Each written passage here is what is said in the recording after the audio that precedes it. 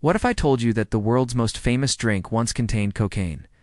And what if I told you it nearly collapsed more than once, before becoming the most recognized brand in history? This is the untold story of Coca-Cola, a journey of scandal, failure, reinvention, and ultimate global domination.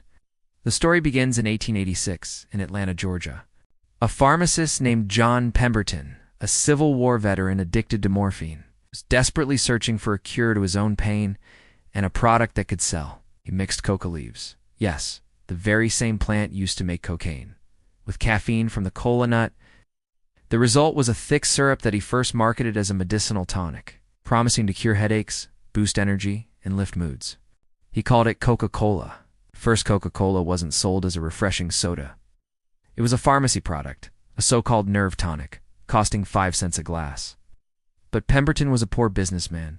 He was drowning in debt, and within just 2 years he had sold off most of his rights to the drink for quick cash. By the time he died in 1888, Coca-Cola was little more than a struggling local syrup with no real future. Enter Asa Candler, an ambitious Atlanta businessman. In 1888, Candler bought the formula and full rights to Coca-Cola for just over $2,000, a bargain of a lifetime. He immediately set out to do something Pemberton never could: turn Coca-Cola into a business. Candler was a marketing genius. He plastered the Coca-Cola name on signs, calendars, and even household items, ensuring people would see the logo everywhere they turned. Under his leadership, Coca-Cola became more than a drink. It became an idea, a lifestyle, and a promise of refreshment. By the year 1900, Coca-Cola was selling millions of servings each year. But there was a problem. People were starting to associate Coca-Cola with cocaine addiction. Critics were calling it dangerous. By 1904, under immense pressure, Coca-Cola quietly removed the cocaine from its formula. The company never advertised this change. They simply moved on. Coca-Cola survived its first major scandal.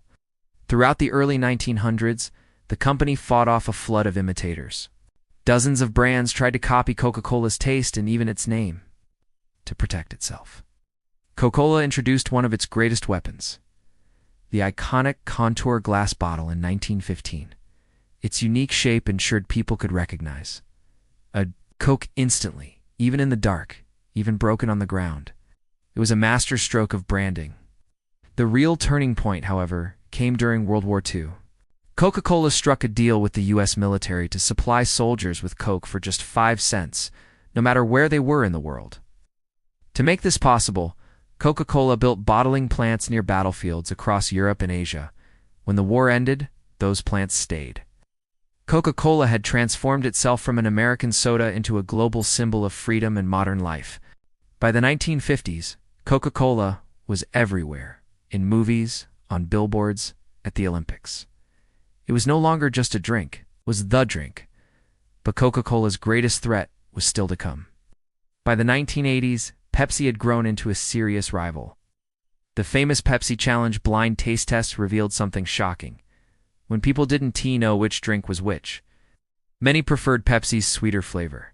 Coca-Cola panicked. Afraid of losing an entire generation of young drinkers, the company did the unthinkable. In 1985, it changed the formula.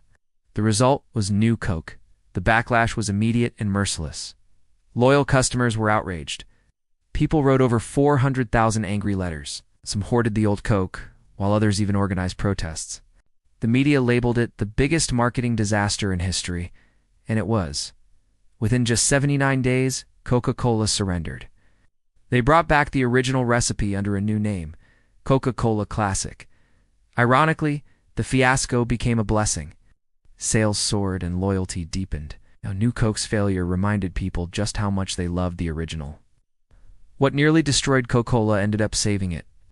By the late 1980s, Coca-Cola was just a drink. It was one of the most admired businesses in the world. So admired, in fact, that two of the greatest investors of all time, Warren Buffett and Charlie Munger, made it their biggest bet. In 1988, Buffett's Berkshire Hathaway spent $1.3 billion to buy more than 6% of Coca-Cola. At the time, it was the company's largest investment ever. Decades later, they still hold that stake. And today, The dividends alone pay Berkshire more than $700 million every single year. For Buffett and Munger, Coca-Cola was the definition of a company with an unbreakable moat. A business so powerful that no competitor could truly destroy it. From then on, Coca-Cola doubled down on its brand. It launched legendary campaigns like Always Coca-Cola in the 1990s, expanded into over 200 countries, and became so globally recognized that surveys suggest its logo is known by more people than the Christian cross. Today, over 1.9 billion servings of Coca-Cola products are consumed every single day. Of course, the brand hasn't escaped criticism, from health concerns about sugar to aggressive marketing tactics in developing countries. Coca-Cola has faced decades of controversy, yet time and again, it survives, it adapts, it evolves. Because Coca-Cola isn't just a drink anymore, it's a story, a feeling, and in many ways, a piece of culture itself. The journey of Coca-Cola proves that even the most iconic companies in the world aren't invincible. They stumble, they make mistakes, they face scandals, and they almost collapse. But what matters most is how they recover. From cocaine-laced medicine to the disaster of New Coke to becoming a dream investment for Buffett and Munger. Coca-Cola's story is one of resilience, reinvention, and branding genius. And next time, we'll look at another company that almost didn't make it.